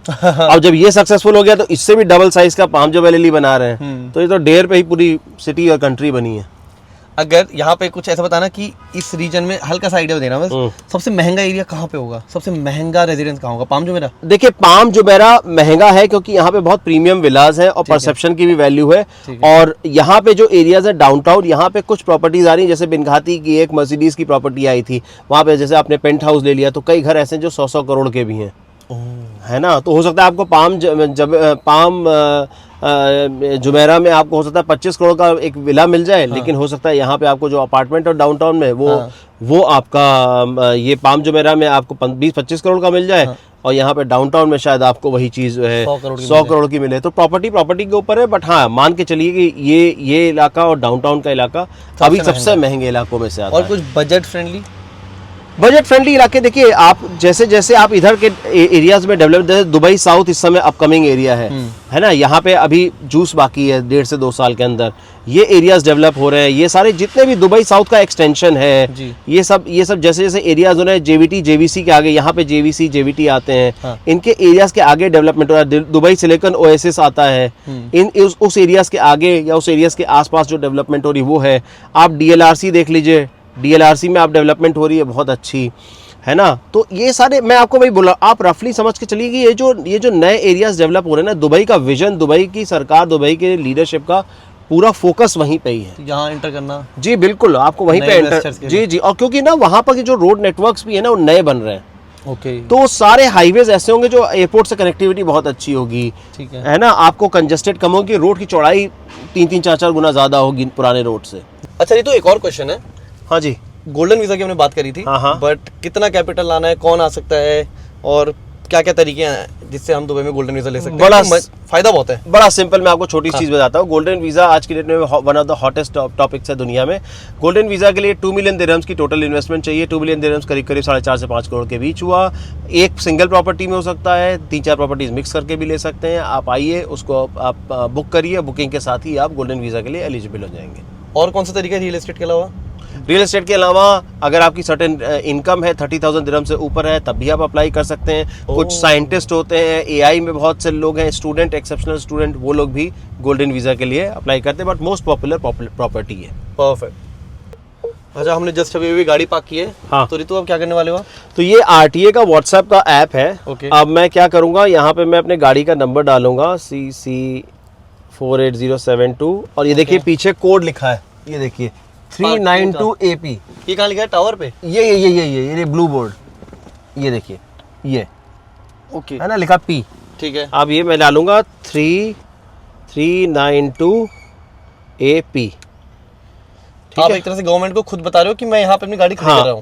अब वो क्या होगा कि ये पेमेंट एक बार को कट जाएगी और आपका ये आ जाएगा, मैसेज आ जाएगा। ओह, अगर हम ये नहीं करते तो चालान कट जाता हमारा? हाँ, और ये देखिए आ गया कॉन्फर्मेशन, दुबई CC ये है। फी 6 दिरहम, क्योंकि इवनिंग का टाइम मरीना है, और ये आ गया मंडे 12/1 इतना 5:51 से। और ये बाप रे, है ना, गाड़ी खड़ी करी और खुद पार्किंग पे कर दिया व्हाट्सएप। और ये फिर रिमाइंडर भी आएगा इस तरह का। क्या है ये निकलने का? ये बाद में रिमाइंडर आएगा 15 मिनट पहले, कि रिमाइंडर है कि एक्सटेंशन पॉसिबल। ये अच्छा, 6 दिरहम हमारे कट गए यहाँ पे। जी, 6 दिरहम का पार्किंग लग गई हमारी, 1 घंटे की पूरी पार्किंग है, प्रीमियम स्पेस है। लेकिन आप ये देखिए ना, 6 दिरहम कितना हुआ? आप 6 दिरहम अगर आप कैलकुलेट करेंगे तो करीब 150 रुपये हुआ। बॉम्बे में आप मॉल की पार्किंग ही 150 है। आप नहीं, आप नरीमन पॉइंट वगैरह चलिए, आप 250 रुपये 1 घंटे की पार्किंग, वो भी आपको रिक्वेस्ट करना पड़ेगा वहाँ ट्रैफिक वाले से, वो भी ओपन में करेगा, और आपको चाबी देना पड़ेगा, वो पता नहीं कहीं पार्किंग दूर करके लाएगा। यहाँ आप गाड़ी में खुद बैठे हुए। ये ट्रैम वाला एरिया है? हाँ, ये ट्रैम का एरिया है। ये आपका ग्रीन सिग्नल हो गया, तो नाउ यू कैन क्रॉस। ये रेड हो जाएगा, you can't cross. If you cross then you have to pay fine. See, it is written. कितना फाइन? फाइन 1000 दिरहम। हाँ, 24,000 रुपए दिरहम आपको पे करना पड़ेगा। रोड क्रॉस करने पे 24,000 दिरहम। अगर ट्रैम आ रही है तो सिक्योरिटी के लिए ना, सिक्योरिटी के लिए वो किया गया है। ये पूरा है, और ये शहर के ऐसे ट्रैक कौन करेगा? बीचे बीच सारे कैमरे, हर जगह कैमरे लगे हैं। देखिए वो कैमरा लगा है, कैमरे लगे हैं, और फिर हूटर भी लगा हुआ है, तो आती है तो वो हूटर भी बजता है उसका। अच्छा, वार्न भी करेगा आपको? हाँ। ये देखिए, ये आपकी ट्रैम आ रही है, क्यूट सी। हाँ, और ये बजते हुए घंटी, हाँ, ये बताते हुए आ रही है कि आपको ये निकलना है। फाइन चढ़ेगा अब तो? हाँ, ये फाइन होना चाहिए। अब ये उधर से ट्रैम आ रही है, ये जा रही है, फाइन चढ़ेगा 1000 दिरहम का। ये देखिए, ये बताते हुए आ रही है।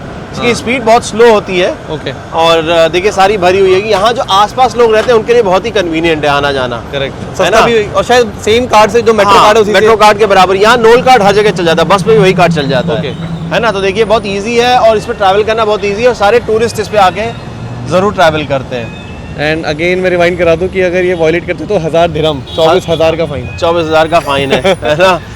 ये देखो कि क्यूट डॉग्स जी जा रहे हैं। तो दुबई के साथ ये भी एक अच्छी बात है कि it's a very dog friendly pet friendly basically city. Pet friendly कई सारे कम्युनिटीज हैं। आपको ये देखो, ये बेसिकली हम इस समय मरीना में वॉक कर रहे हैं। हम इससे पहले जुमेरा लेक टावर्स में थे जी। वहाँ बहुत ही dog friendly, pet friendly kind of environment है। वो देखिए आगे 3 डॉग्स हैं, ये भी हैं। ये बेसिकली डॉग वॉकर होंगे। तो आप डॉग वॉकर को हायर भी करते हैं क्योंकि लोग बिजी होते हैं, सिर्फ क्योंकि लोग बिजी होते हैं। या बेबी। तो इनके ओनर्स अलग अलग है तीनों के? हाँ, डिपेंड करता है, एक भी हो सकते हैं। वो हिंदी नहीं बोल पा रही। सो दे आर डॉग वॉकर्स। और आप इनको हायर करते हैं, ये 1 घंटे के कुछ पैसे चार्ज करते हैं। और अच्छा, हाँ, कुछ पैसे चार्ज करते हैं। प्रोफेशनली मैं देख रहा हूँ बहुत अनकन्वेंशनल अलग अलग प्रोफेशन है। हाँ, कोई कुछ भी जॉब कर सकता है। बिकॉज पीपल आर बिजी ना, so they want, people are busy. Oh no. This one is alright. Oh, okay. Oh, you're not friendly to me. Oh, baby. Yeah. All 3 of these are of different owners. हाँ. Okay. So ये dog walker है। जैसे वो आगे भी है ना, वो भी डॉग वॉकिंग के लिए। तो ये वही बंदा एक और 3-4 कुत्तों को ले जा रहा है। हाँ। अब ये देखिए लिखा है पेट फ्री जोन, है ना।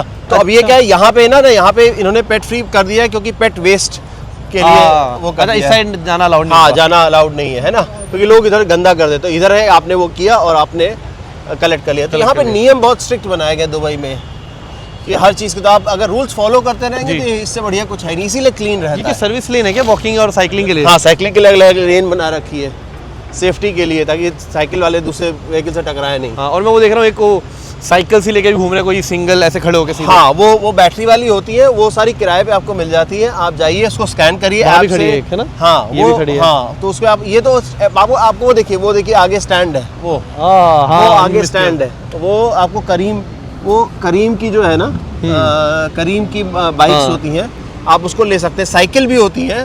और अगर कोई लंबा ज्यादा ट्रैवल नहीं कर सकता, हाँ, साइकिल भी होती है और कैरी कर सकता है। बैटरी वाली वो आपके स्कूटर्स भी होती हैं। तो आप उनको लीजिए और जहाँ पे अगला स्टॉप है वहाँ खड़ा करके चले जाइए। पैसा अकाउंट से कट जाएगा।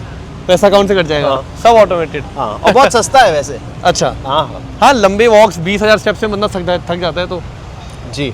तो ये बहुत पॉपुलर ट्रांसपोर्ट का मॉडल है यहाँ पे नियर बाई जाने के लिए। ये देखिए कितने बंद कर 2-1 baby. So these are all, this is a poodle. Okay. ये this is a brown poodle, this is a black poodle. Which breed is this? ये कौन सा breed है? आपको नहीं पता है? अच्छा, कोई बात नहीं। आप डॉग वॉक करें?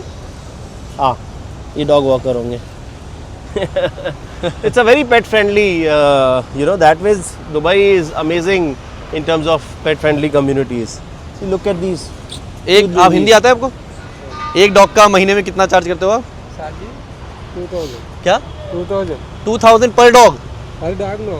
5 dog, 2 time, morning, evening. 2000 dirhams, all dogs for 1 month.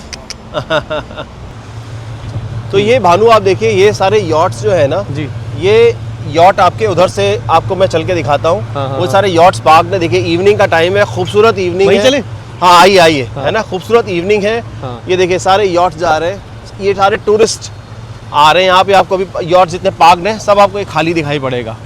और एक्चुअली ये बहुत सारे यॉट्स पार्कड होते हैं। कोई बहुत प्रीमियम भी दिख रहे हैं मुझे। हाँ। तो ये भानु जो है ना, ये यॉट्स जो आपको दिख रही है, कई तो छोटी छोटी यॉट्स हैं, ये आपको कई सारी बड़ी यॉट्स दिख रही हैं। ये कई बहुत सारे रिच लोग हैं, अमीर लोग हैं, जिनकी यॉट्स यहाँ पे खड़ी रहती है। ये पार्किंग का यहाँ पे पैसा देते हैं, उनके रिलेटिव्स वगैरह आते हैं तो यूज करते हैं। यस।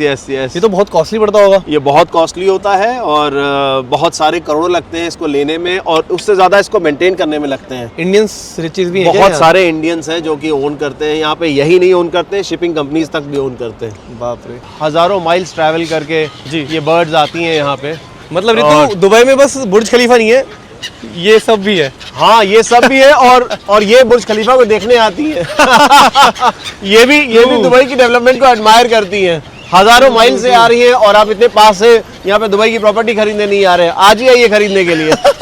ये इससे हम वीडियो का एंड करते हैं। Ritu, I request you again, बहुत सारे डाउट्स आएंगे, बहुत सारे कमेंट्स आएंगे। जी भाई, आपकी टीम प्लीज एक्टिव रहना जी, और कोशिश करना कि हर कमेंट का रिप्लाई कर पाएं, हर क्वेरी को आंसर कर पाएं। बाकी आपका नंबर, आपकी सारी कॉन्टैक्ट डिटेल्स हम डिस्क्रिप्शन में डाल देंगे, बिल्कुल, वहां से भी लोग आपको रीच आउट कर सकते हैं। एंड बचिए रितु, बचिए। नमस्ते, नमस्कार, बाय, थैंक यू।